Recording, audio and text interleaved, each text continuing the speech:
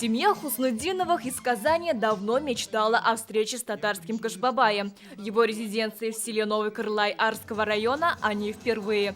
Заранее узнали, попасть можно только по QR-коду. Мы переболели все, да.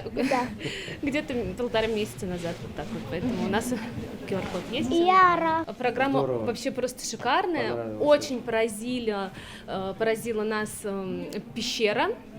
Аждахи — это вот вообще просто что-то невероятное. Мне кажется, даже нам, взрослым, было очень интересно участвовать. Семья Абрамовых из Москвы до этого общалась только с Дедом Морозом. Сегодня познакомились с его братом Кашбабаем. Мы были в Великом Устюге у Деда Мороза, он нам рассказал о своем друге. И вот мы решили приехать, так как мы заранее знали, что везде введен уже этот QR-код, поэтому спокойно показали свои сертификаты. Безопасность превыше всего, решили в резиденции Кашбабая. Поэтому попасть в его опочивальню без QR-кода нереально. Он есть не только у главного волшебника, но и его помощников. Кашбабай столкнулся с вирусом в легкой форме. И после этого сразу сделал прививку. Теперь у меня есть QR-код.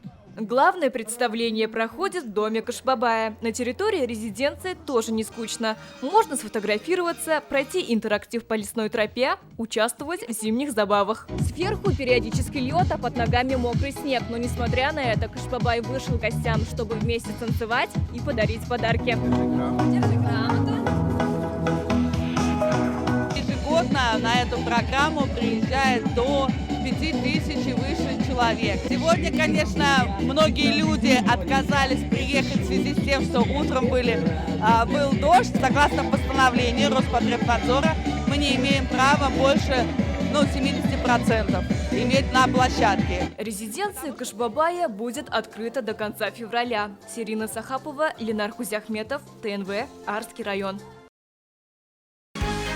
Закажи рекламу на ТНВ. Телефон в Казани 5 705 100.